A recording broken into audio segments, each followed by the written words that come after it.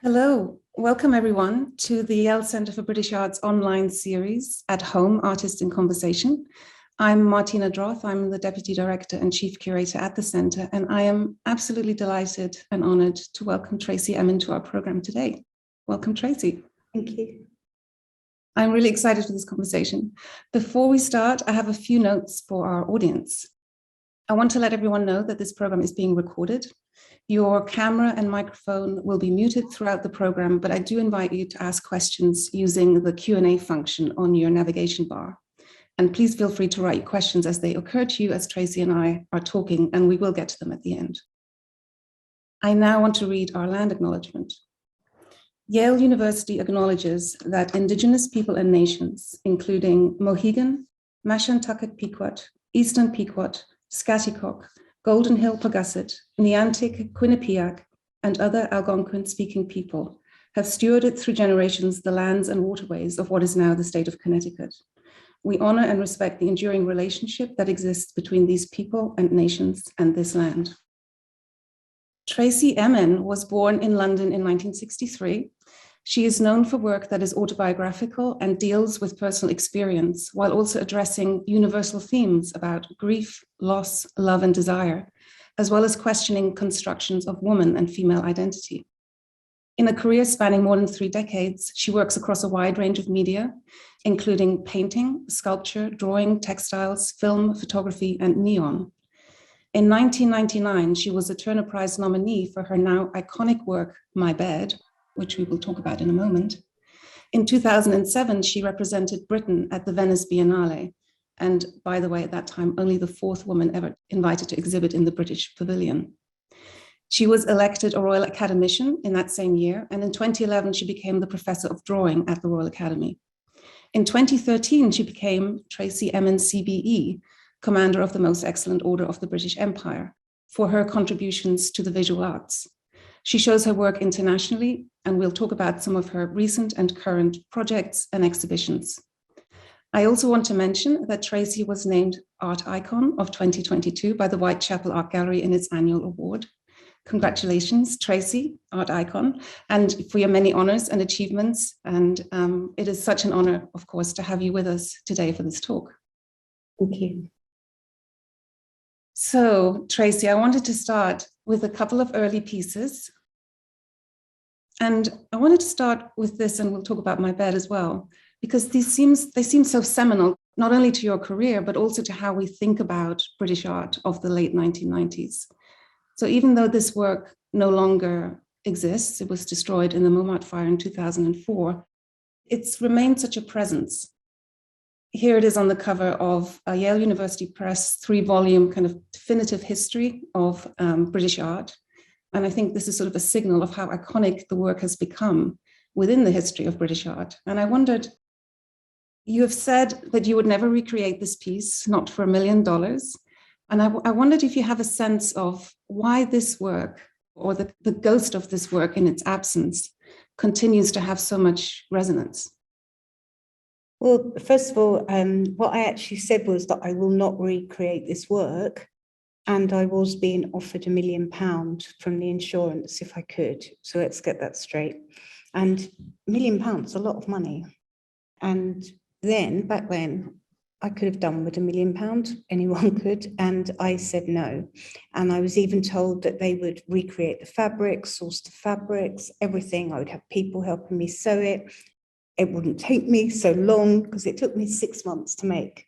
And I said no, because when I made this work, I made it because my boyfriend at the time, Carl Friedman, he was a curator and wrote for Frieze magazine. He was curating a show in London, in South London Gallery, called Minky Manky. And YBAs were in it, Gilbert and George were in it, like a lot of people. And I wanted to be in it. And he said that my work then was very small and it was a lot of written work. And he said that he had a big problem putting me in the show because a lot of people, he said, wouldn't bother reading the work. They wouldn't understand it. They wouldn't spend the time on it. And just to have my name in the show, it would look nepotistic. And he felt that it wouldn't do me any favors. And I said, it's not fair, kind of thing. Sarah Lucas was in the show. All the others were in the show. And Gary Hume, Damien, or whoever. And he said to me, all right, then, you can be in the show on one condition, that you make a large work, a big work. So I had the tent with the names of everybody I had ever slept with. And I said to him, is that big enough for you? So I couldn't then make big work, but the tent was small. I didn't have a studio. I lived in a tiny little co-op flat, and the tent was erected in my living room, and I would sit in the tent sewing. I had my little tiny TV in the tent. I would eat in the tent. It took me 6 months to make, and it was quite crippling work, sewing, and it was brilliant because I had to write the names of the 102 people, like to think about them. And I said at the time, it was like carving out a gravestone. And it wasn't about sex. It was about intimacy. It was about unwanted sex. It was about intimacy. It was about having sex with more, some people just said John Dash. So people said, oh, what, did you forget their names? I said, no, I didn't know his name. Some of them were half-hour sexual encounters, and I'd started having sex of my own choice, my own free will, when I was about 13. So even though it seems like there's a lot of names, 102, I even then counted the people that I had intercourse with, and there wasn't that many actually, really, considering how many names were on the tent. And also with the tent, there was the names of my fetuses from after having an abortion. There was my grandmother's name, who I held hands with her in bed, and we'd listen to the radio together. It wasn't just about sex, it was really about intimacy. And also at the time, earlier years, I'd gone and seen the AIDS quilts, and they'd really affected me, really so heavily. And I was sewing by then, completely sewing. When I made this tent, it wasn't just about everyone I'd ever slept with. It was about everybody anyone had ever slept with. It was about our history, what makes us. And when I was young, when I was about 14, I decided that every time I had sexual intercourse, it took me to another place. It was like a leap.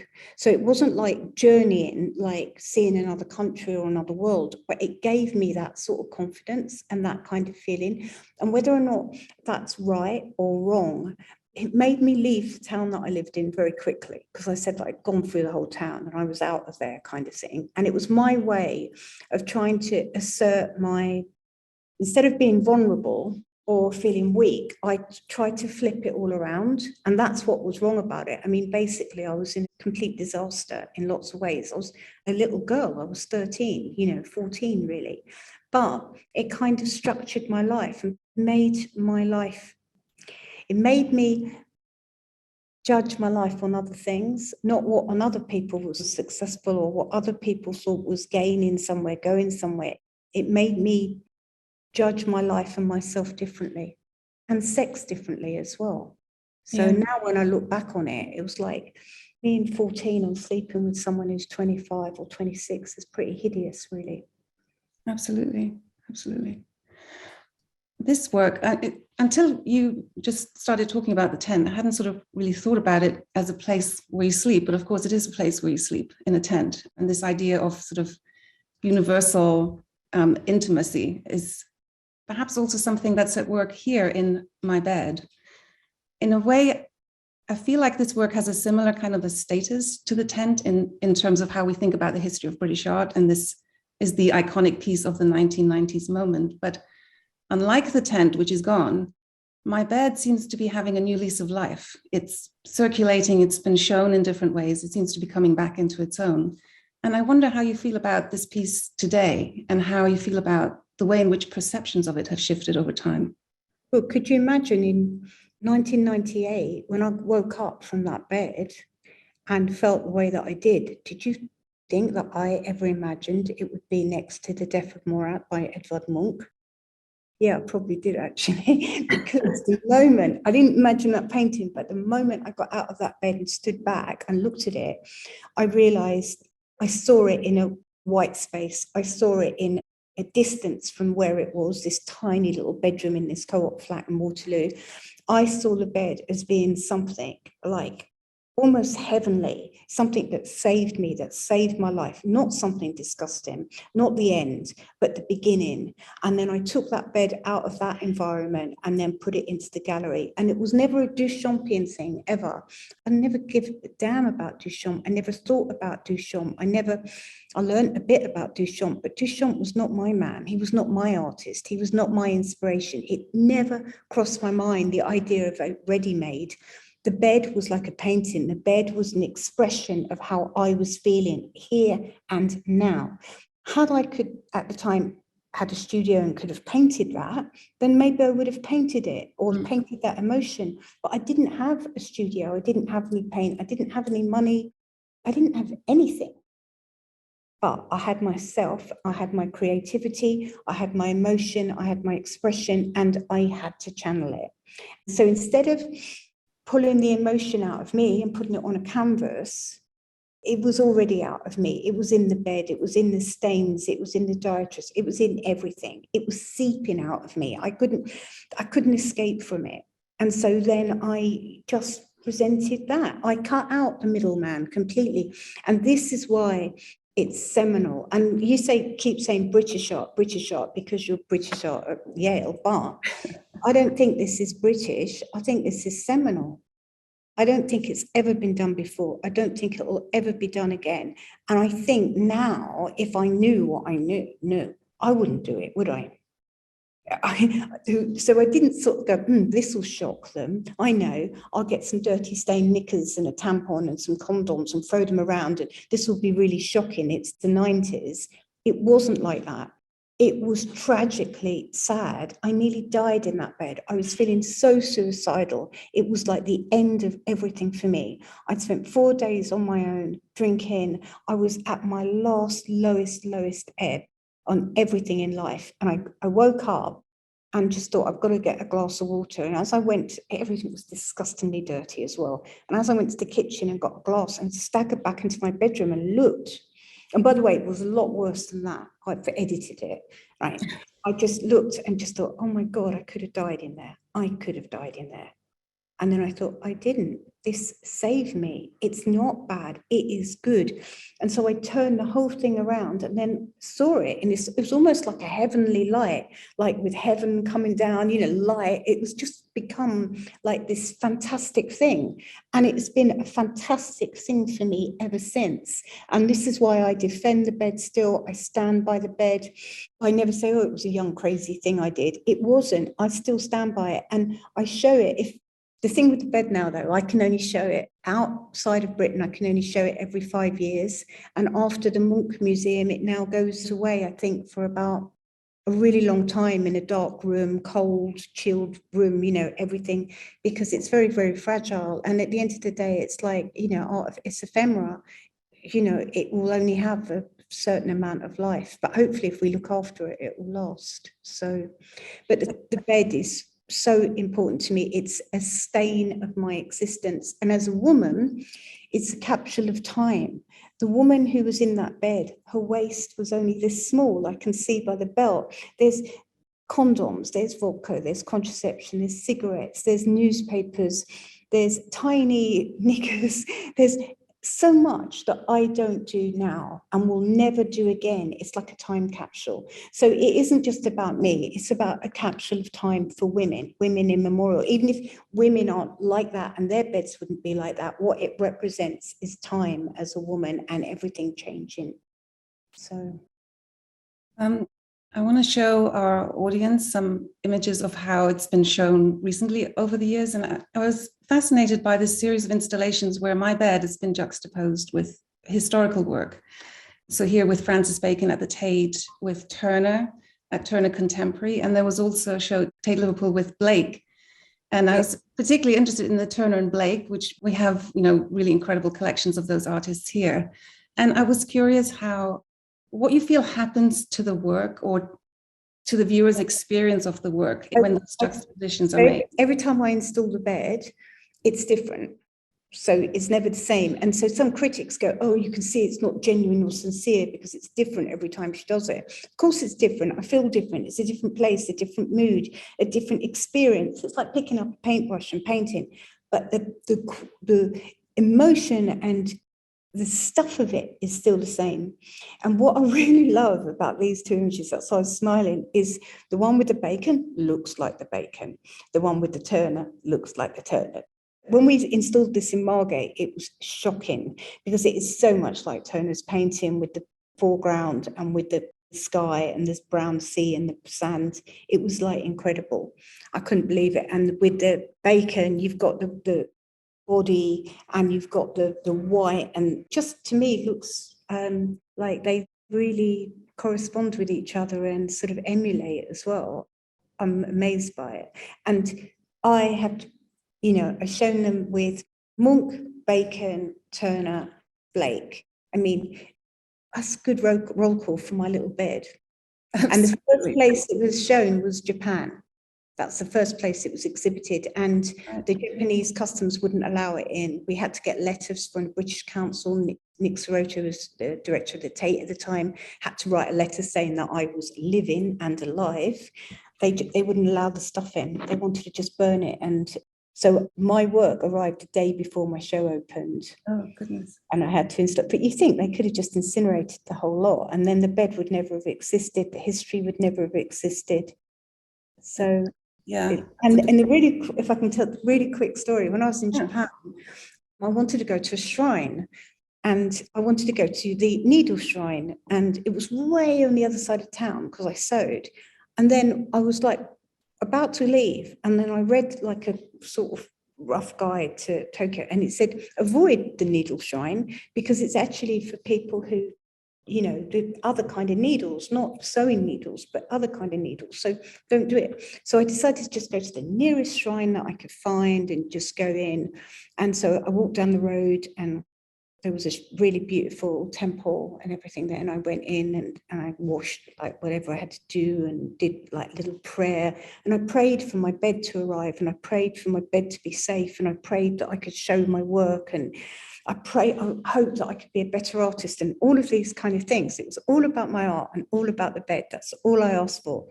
And when I went back to the gallery, they said, oh, where have you been? And I said, oh, I found a temple down the road. I went in, it was like really good and everything. And they said, what temple? There is no temple. And I said, yeah, there is. And they went, it's impossible. The only temple down the hall. Oh God, who are they? What are the fighters? No, not the wrestlers, the fighters in Japan. What are they called? And they wear the beautiful armor and everything. I can't believe. Yeah, we know what you mean. Yeah. Sorry. I'll get it in a minute. Yeah, it was their temple. It was their shrine. Samurai. Yeah, the samurai warriors, right? Me and the samurai warriors. I went into the shrine, did it, and they said to me, that's impossible. You can't go in there. That's impossible. The gate would have been locked. I said, no, it was open. I just went in and I just prayed. And they said, whatever you prayed for, do you realize now this will be what you will be fighting for and battling for the rest of your life? Oh, and it was my bed. Yeah. Isn't that a great story? They said that I shouldn't have gone there. It's only like, people, to do with the samurai could go there and everything. But I just thought it was like so amazing because for all of my life, I've been protecting and fighting for this piece of art, even now. So, yeah. I wanted to, first of all, I haven't mentioned this exhibition really. This is Tracey Emin, Edvard Munch, The Loneliness of the Soul. And it was your first major show, interrupted by the pandemic, but also after you were so gravely ill. But this show with an artist that you've talked about for such a long time, before this exhibition was ever even imagined. And I was really struck by some of the installation images and some of the works that you included.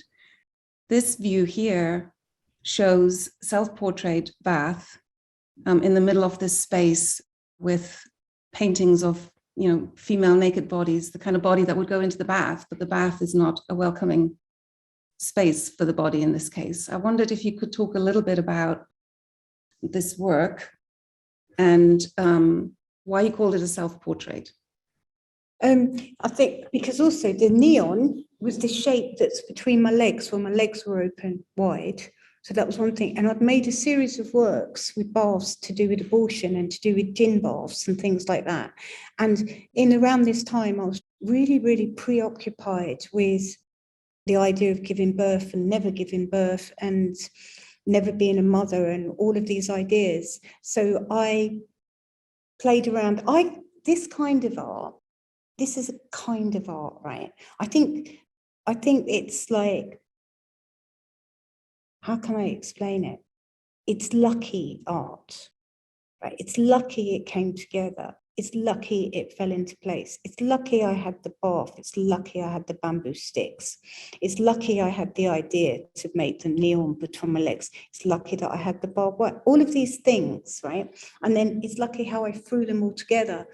And it's the closest I could get to a ready-made of finding objects and putting them together. But it's more like a sort of personal passion or something for me. It's not intended to sell. It's not really that much intended to show. It's a thing that I have laying around in my studio that I like a lot, that kind of idea. But this one just said so much about the body, about how I was feeling, everything. It was perfect. When I was a little girl, my mum and dad were arguing really badly. And the bamboo that you have in plants, and there was with tomato plants, and I took the bamboo out, and the bamboo was cut sharp, and I stuck the bamboo through my thigh to get their attention. And so when I'm gardening and I'm always using the bamboo rods or whatever, I always think of this, always remember this. And I was really little, I was about 8, and it was quite a dramatic thing to do. And so it shows like the idea of pain and the idea of like feeling pain, and that is really painful, that whole bath, that whole thing. That's not nice, No, and I was thinking how it's not unlike a bed in the sense that we expect a bath to be a warm space, intimate space for our vulnerable naked body, and this is don't filling that space with pain and razor wire. But I still think that it goes in the category of that kind of thing. Yeah. So, like now, I mean, I made this over 20 years ago, really. Yeah. And now, I mean, the reason why the date is on that is because the bits were laying around for so long in my studio. And I think the 2005 was when I put the neon in. When they came together, right.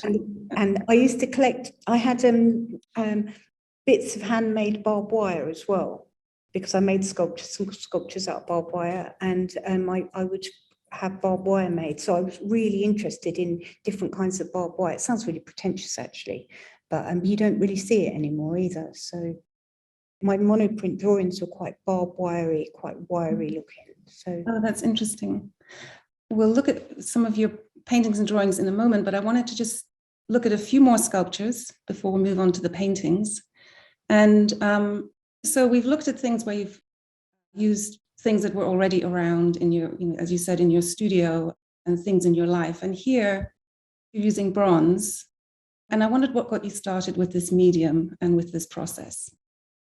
I've been making bronzes of sorts for a really long time, like maybe, I don't know, like from the 90s. But I never thought of myself as a sculptor or whatever. I never really thought of myself as anything, really. And I was asked to be in the Folkestone Triennial. And because I come from Kent, from Margate, one of the things in Margate was, when I was growing up, a hell of a lot of teenage pregnancies, single mums, teenage pregnancies. And it's the same in Folkestone, that area of Kent, that seaside area. And it used to really annoy me that people would be really derogatory towards young mums or teenage mums, like as if they were stupid or something. And I used to say to people, having sex when you're young doesn't mean that you're stupid. I said, maybe the boys that don't use condoms, they're the ones that are stupid. I said, don't always blame the girls, and don't think that it's a stupid act to get pregnant. It's an accident, but doesn't mean you're stupid. And I said, and some of the girls that are the most advanced, the most grown up, the most mature are the ones that get pregnant. So, and as I was pointing out, when I was that age, I was sleeping with men. I wasn't sleeping with boys around the bicycle shed. I was sleeping with people who should have been a damn sight more responsible for their actions. So I wanted to my original idea was to make a sort of Mother Shipton thing. And I wanted to, round Kent, where there's all these, so many prams and so many things get dropped on the floor, little booties, little hats, little things, teddy bears, whatever.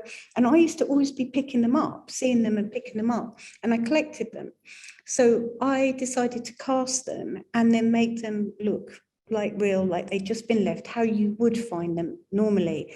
But it was to pay homage as well to the young girls and women that were pushing these prams around, that were alone, that were somehow like derided by society, where I felt that they shouldn't be. I felt that they should have been given much more opportunity and much more chance.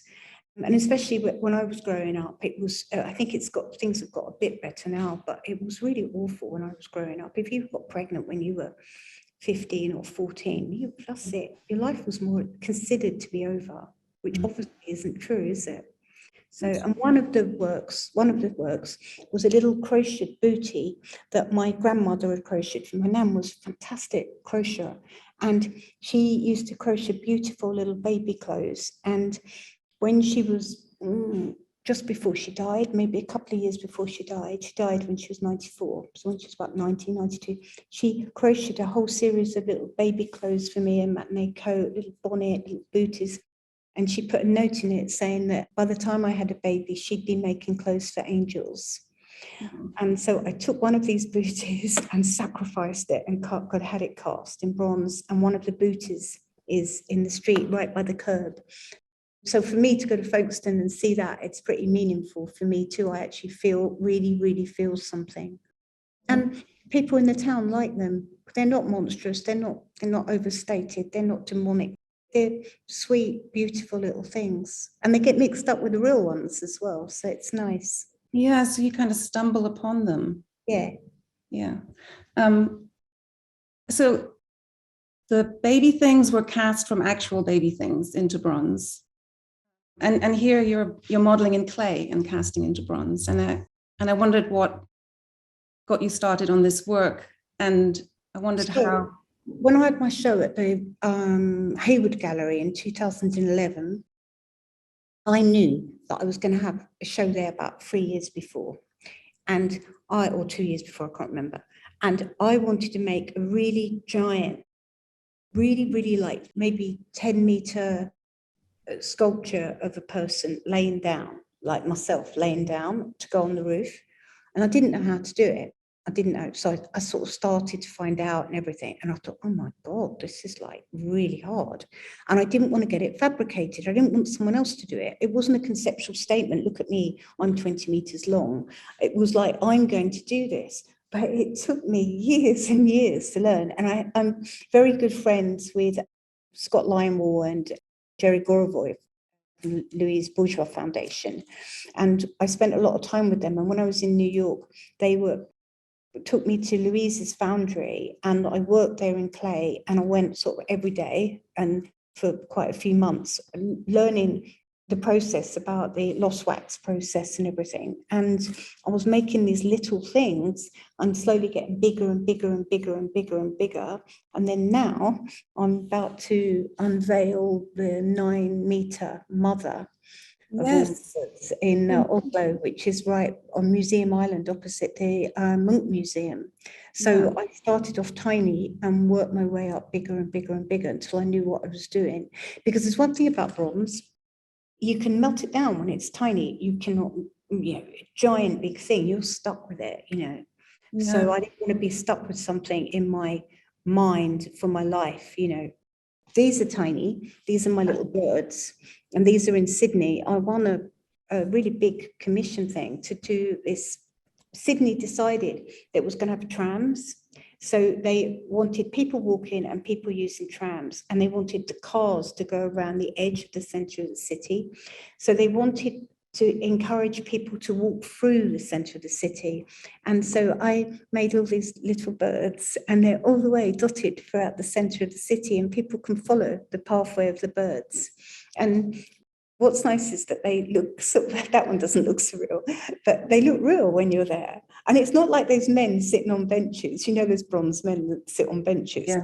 It's not like that, because in Sydney, a lot of the birds are really big and they attack the small birds. There's no really many small birds in the town at all, in the centre of town. So it was really nice to bring these small birds back and do something for the small instead of the big. And it was romantic as well, because it was also to do with, like, for people who had gone to Australia, especially for those with no choice for themselves, who had found themselves thousands and thousands of miles away from home and never been able to get back. And that's why I called it the distance of your heart. So I wanted to ask you, what made you want to make something so unobtrusive and unmonumental at that time? Because you are thinking about more monumental pieces now, but this piece, and you've described it very well, it's something, again, that you kind of stumble across and you gradually see them dispersed across the city, but they don't make themselves very obvious to you.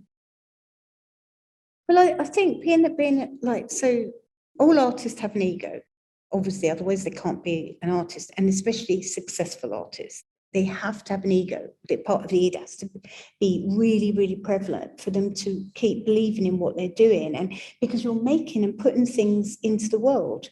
And that's a really bizarre idea, especially when there's too many things in the world.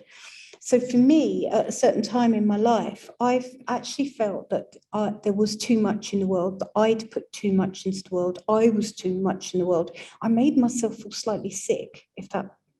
Tracey Emin, it was like a crowd in my own head, in my headspace, and I wanted to escape from myself and fall back. And this has happened a few times in my life. It happened to me in 1990, and what I did was I started to draw birds. So I didn't want to draw me anymore. I didn't want to draw it, or the thing, the life, the feeling. I wanted an escape from that. So I started to draw these birds.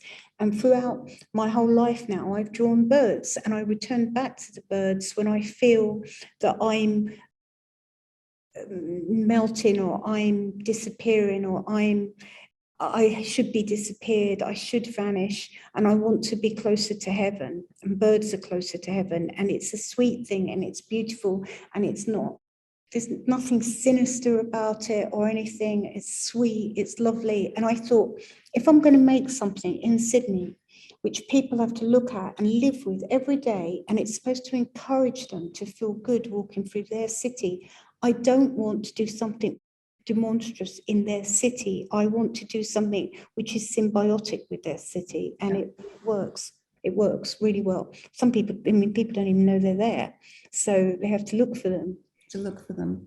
Yeah. I wanted to show another side of sculptures that you've been working on, and these very large pieces, and here you can get a real sense of scale.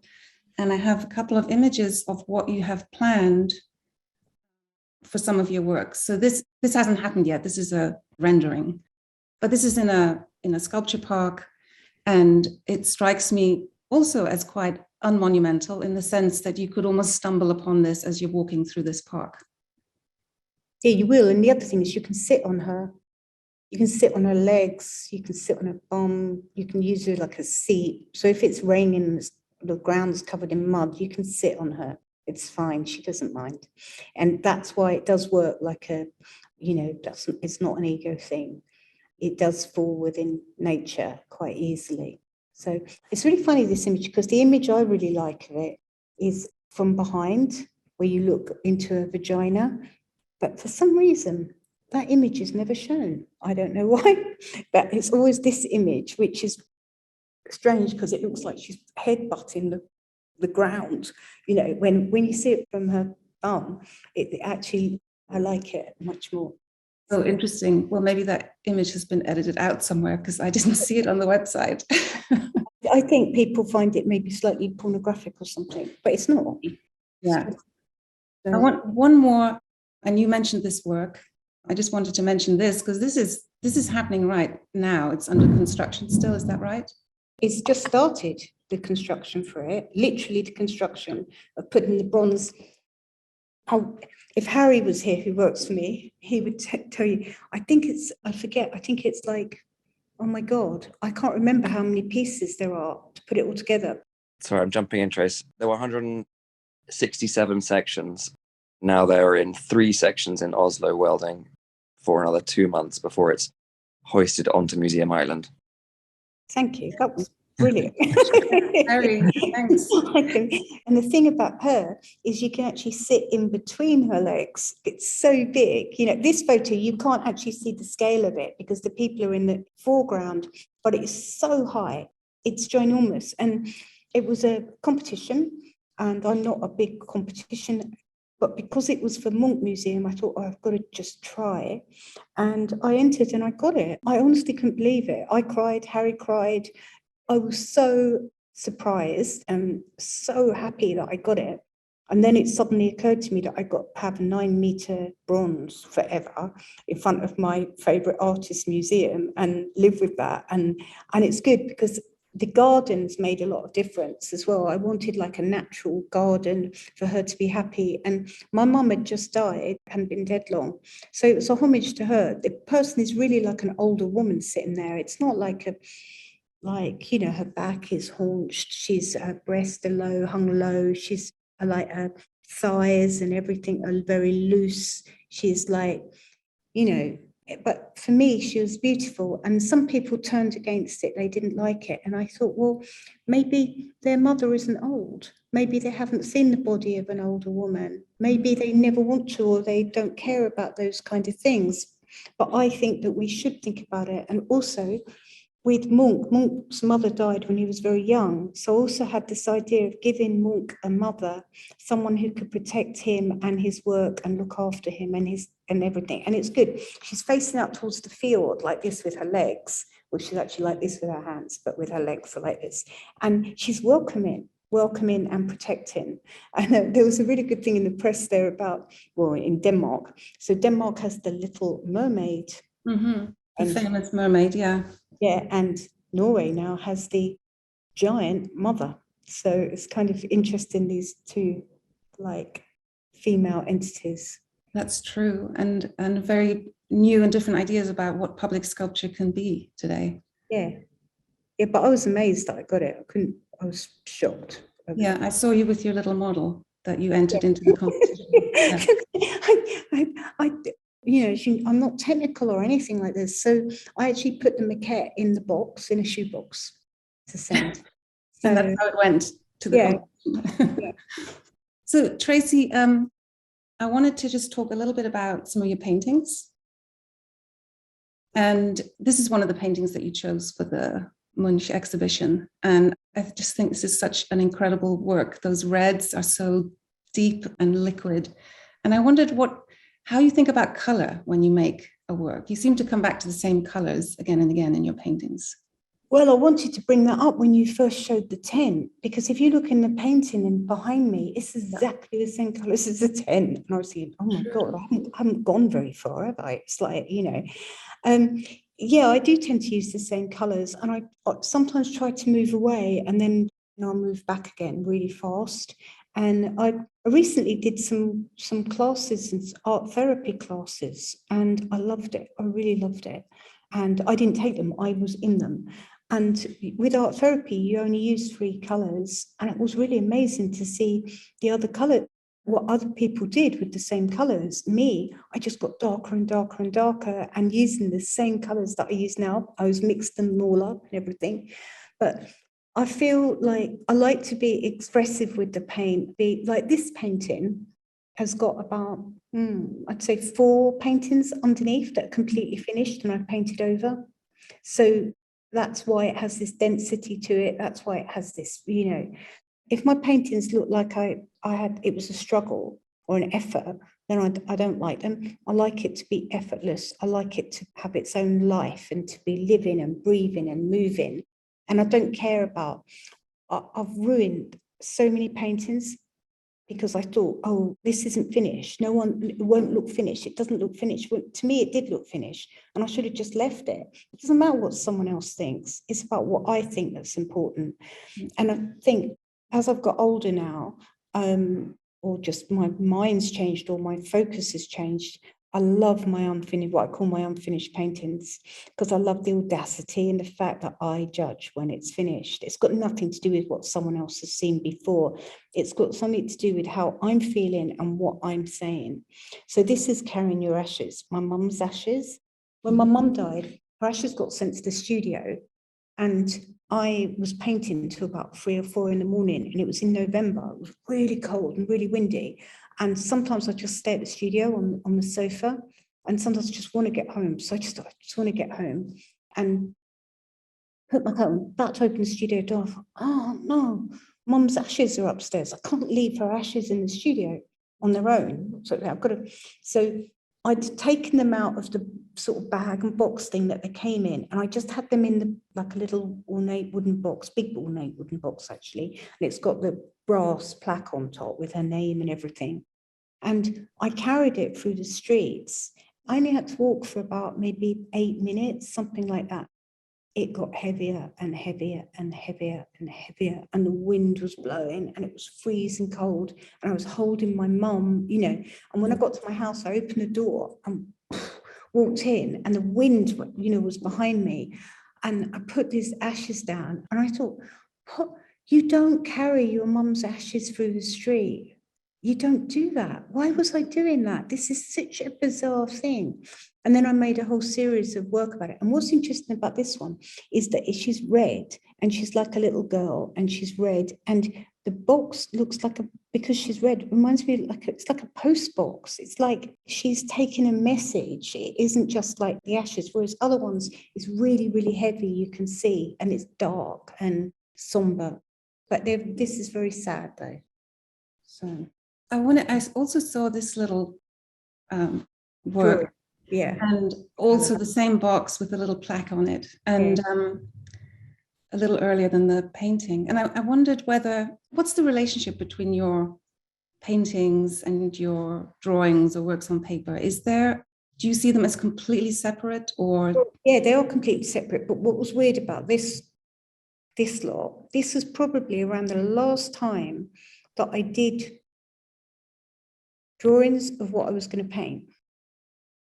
This is probably the last time. Now, my drawings, I don't ever have an idea about what I'm going to paint at all. The paint does it for me. The paint moves, the paint does it. Whereas these, with my mum's ashes, was around the time where I thought, I want to draw me carrying my mum's ashes. So there is a connection, but now the connection is, the drawing is the drawing. Like, no, this is silly, right? But this, for example, I think this must have had about 4 different ones, and I've painted over and over and over. And it's just like, some people would think destroyed now, but for me, I love it because it's got all the other ones underneath. Yeah. And then I will paint and draw something on this, and it will mean so much to me because of everything. And sometimes they have messages in, sometimes they have love messages, sometimes they have secret codes, sometimes they have messages to someone or something. And that's why it's really valuable to me. Yeah. So, yeah. See that. I want to make sure we leave some time for questions, but I did want to show you at work in your studio and your quizzical cat. And I wondered, I think I've heard you say that you tend to work on multiple canvases at once, and that sometimes your paintings can take years to finish. When you're at this stage of painting, do you know what's to come? Do you know what this painting will yield at this point? No, because that painting that I'm working on there is the one you can see behind me, but you can't really see all of it. Yes. Yeah. So I have done a lot more onto it since then. Yes, right. Yeah. Teacup helping me. So for example, this painting, the white one next to it, that was a love message to somebody, and it said, I love you, whoever it was, so much. And then I took their name out, and then it said, I love you so much. And then I painted that out completely. And then I painted it in black. And then I thought that was depressing, so I painted it in white. And then I painted pink on tops and pink on top. And then the other day I did a very beautiful drawing on it, really, really lovely. And I'll keep that painting. I'll put it in my hall. I'll keep that painting for me. But I could have actually just painted all of that out white and started all over again. And so all of that will be underneath it. And all of that is like a message to me and to the person or whatever it is. So whoever it is, yeah. Yeah. So I feel like we've only just scratched the surface, but I do want to give our audience a chance to ask some questions of you. So I'm going to stop my share and I'm going to go to the Q&A because I can see there are lots of questions in here already. Just give me 1 second to organize that. I just want to tell you that people are saying thank you. I'm so thrilled to have heard you talk about your work. And I have a couple of questions here where people are interested in the way you've been juxtaposing your work with historical work, and whether you would like to talk a little bit more about that. And people are wondering how you feel this impacts the audience's interpretation of those historical pieces, as well as your own piece. Well, I think in 2015, I had a show at the Leopold Museum in Vienna with Egon Schiele. And Egon Schiele has been one of my favorite artists since I was about 15. And my problem with Egon Schiele is that history has forced him into a period of history from 1900 to 1918 or whatever, you know, and they've crammed him into a kind of, with the session and with a certain aspect of history and work. And I think Egon Schiele needs to be dragged out of that and presented in a different way. So when we curated the show at the Leopold with my work, I sometimes had a room with just one neon and then one small Egon Schiele, because every time I go and see an Egon Schiele show, it's like wallpaper, it's like a magazine. I'd rather look through a catalogue slowly of his works, the same size, than have to go to a museum and just go sweep my head across like that. So I wanted to bring Egon Schiele into a different time, a different period, but I also wanted Egon Schiele to take me away from the 1990s. Every time I get bracketed into the 1990s, it upsets me because I've done so much work. I've worked so hard over the last 30 years, and I'm nearly 60. I'm not what everybody thinks I was when I was 30 or 35. It's like not happening. I'm a completely different human being. It's like Descartes' theory, you know, I'm like, the wax has melted, the wax has changed. I have changed. I'm still the same substance, but I've changed. And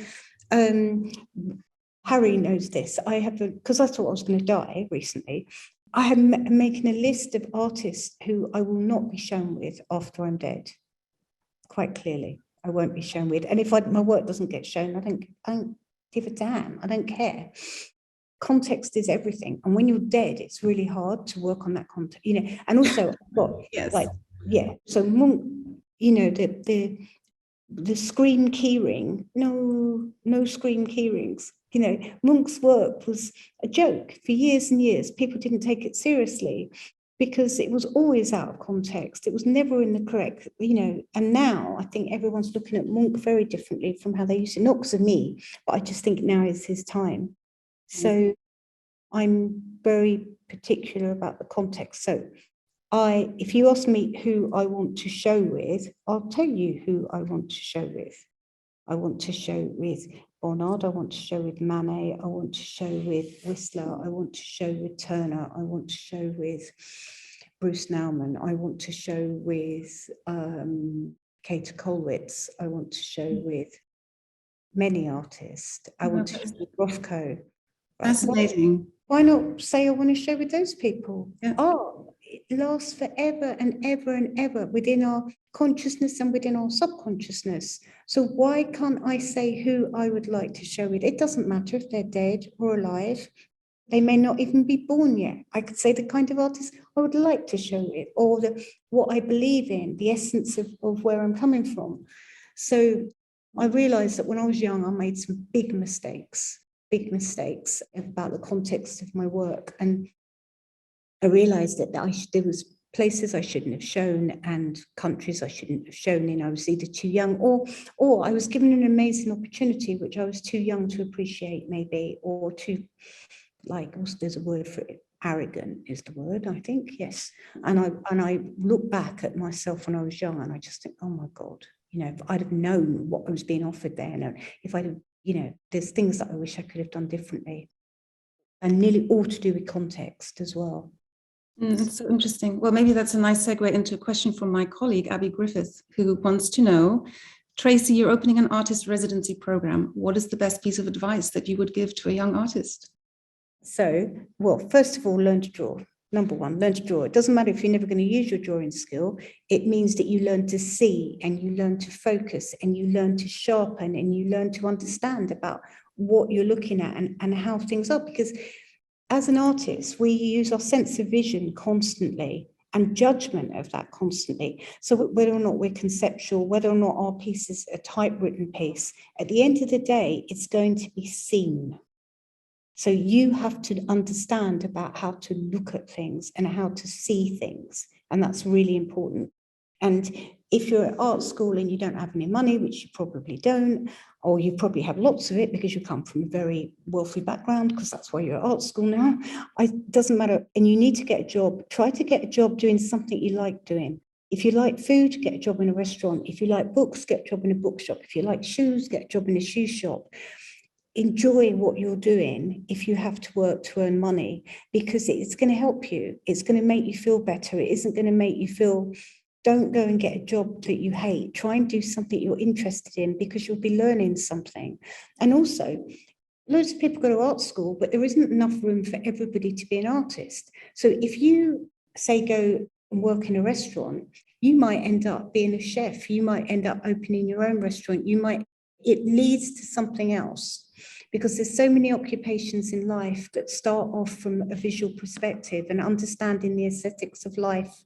And good food, for example, isn't just about how it tastes, it's also about how it looks, for example. Yeah. So my advice to a young artist is use every skill that you can and learn with it, and get a job doing something you like doing. I have quite a few questions here from people curious about how things are going in Margate with all the developments you're making there. Is there anything you want to mention? Yeah, Margate's so cool. It's so brilliant. This art school that I'm opening, we could keep calling it the art school. It was a stupid conversation between Rob Diamond, Carl Friedman and myself. Carl Friedman was going to buy this building. He changed his mind. Rob and Carl said to me, you should get it, Tracey, and open an art school or artist studios. And I went, yeah, I should. And that was it. And I had 1 week to buy the building because it was going to go into some kind of liquidation. And I did it so fast. And then my brother and his team and the wood mice, they're all there beavering away, turning in it around. We're going to probably have artists in there by, I think, probably July, and start the art school in September. And first of all, it's non-profit, subsidised by me. Artists will have much bigger spaces than they ever would at any art school. There'll be heating, and the teaching will be radical. So we'll have professional artists there as well that will have larger studios working. And there'll be this way in which the artists help each other as well. So we'll also have group seminars, we'll have film shows, we'll have lectures. There'll be what I call the corridor show, where someone has to hang a painting in the corridor show once a week, and they have to stand there and talk about their painting. Mm-hmm. Because I think that it's just going to be a radical form of teaching, and it's going to be about how to be an artist. That's what it's going to be. And if you can't take it, then you don't come. And a lot of it is going to be free as well. So I'm hoping to encourage people that wouldn't normally be able to afford to go to art school. They're not going to get a qualification out of it. They're not going to get a degree. But what they might do is learn how to have the confidence to make work, be an artist, and think for themselves. It's an amazing thing that you're doing. Yeah. And also in Margate, we've got, like, Carl Friedman has his gallery. We've got the Printwork studios. We're having a catering school as well. That's another thing. We're having a catering school. So local restaurant Dory's Lee Code, he's going to have a catering school, but it's in the old morgue that I bought. We're turning it into a catering school. That too will be free. So, and we're hoping with the catering school to have kids that have no qualifications and they're interested in food and cooking. So what we're all doing down in Margate, and then we've got some like Lindsay Mendick and Guy Oliver that have got Quench Gallery. Every new things are happening. Matthew Slotover and Gabriel Chipperfield are opening a hotel. You know, it's really happening. It's exciting because in London, for example, or any big city, especially say New York or whatever, it's impossible to do anything or create something or start something. It's either all been done or there's no room to do anything. But Margate is pioneering, and we're all working towards this same thing of like adventure and pioneering and new ideas and making things possible for people. And it sounds like born again ideas, but I am born again. Since I nearly died, I feel very differently about what I spend my money on, how I spend my time, how I spend my creative energy, and what I want to put into the world as well. So yeah, and I just want to mention, Tracey, that so many people in the chat have just commented on, wishing you well. And people are aware that you've, survived a major illness, well, and it's incredible. the survivor thing is one thing. I don't see myself as a survivor. I lived through something pretty incredible, pretty fantastic. It was like a trip beyond, to live through that and come through the other side. So it wasn't just like surviving, because if I was surviving, I'd be scraping, I was going, wow, it's like my doctor said it was like being in an air crash and getting up and walking away. So that's real survivor stuff, but it's like unbelievable. So I sort of think it's another great Tracey story that it is almost unbelievable again. It's like just when everything seemed to be on an even keel, that happened. So yeah. So I'm sorry to the many people who put such amazing questions into the chat that we didn't get to them, but I want to thank everybody for tuning in. I want to make just a couple of quick acknowledgements, and I want to thank Harry Weller for all his help when I was preparing for this talk.